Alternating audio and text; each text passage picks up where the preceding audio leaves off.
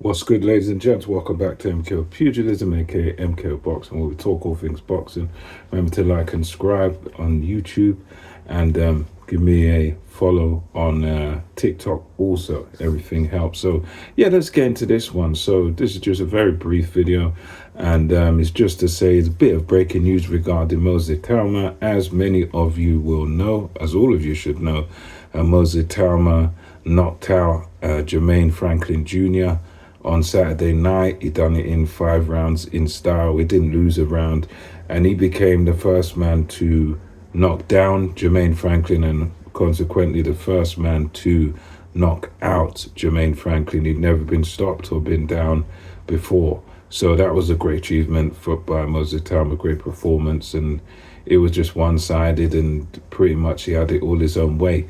And since that victory, I think just one day after, probably, I think it was yesterday, this come out, that the WBO have now made Moses Itauma the WBO mandatory, which means that the winner of Daniel Dubois versus, or should I say, other way around actually, Fabio Wardley versus Daniel Dubois, the winner of that fight has to fight Moses Itauma next. Now, any boxing fan that's watched the sport or been involved in the sport will know that it's not always that straightforward. It's hardly ever that straightforward. But on paper, the winner of that fight, according to the WBO, must box Moses Itauma next. So, yeah, Wardley or Dubois, depending who wins, that fighter has got to fight Moses next, as he's been made mandatory. And it's one of those where I would say it's a strange thing, but it's not really strange in boxing. These sorts of things happen, but for me personally, I don't think he's technically earned it yet.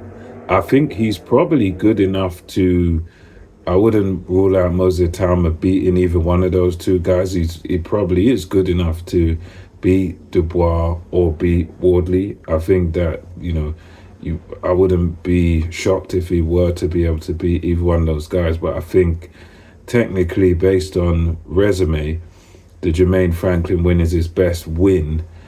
So I don't think just that win against Jermaine Franklin is enough to make him jump right to the top of the queue ahead of other fighters who have done a bit more than him, who may not be better than him, may not be more skillful, may not even beat him, but they've obviously done more in the division. There's other guys that are more deserving, even Ajit Caballero, he's been, waiting for ages and ages for Alexander Usyk, and I'm not 100% sure. I don't think this fight would happen. If I was a betting man, I'd bet against Moses Itauma versus the winner of Dubois and Wardley. I don't think that's going to happen.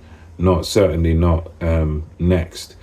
But yeah, that's the latest news there, and of course we know that Alexander Usyk has expressed that he's interested in boxing the winner of that fight, and that was prior to this mandate. So, I think if anything, the WBO, although they've mandated this, I reckon they'll probably allow the winner to take on Usyk for all the marbles. I think they'd prioritize that over their mandatory with Moses Itauma. If it comes down to it, and let's say Wardley wins, Wardley beats Dubois, let's just say that, I think the WBO would allow the unification, allow the undisputed. So I doubt we'll get that fight, but I would be, very interested and very excited as a fan if we do get the winner of Wardley Dubois facing off against Itauma next. Very, very exciting, and it would be great to see the young heavyweights go at it. I mean, for Itauma's side, there's no need to rush or anything like that. He could take his time.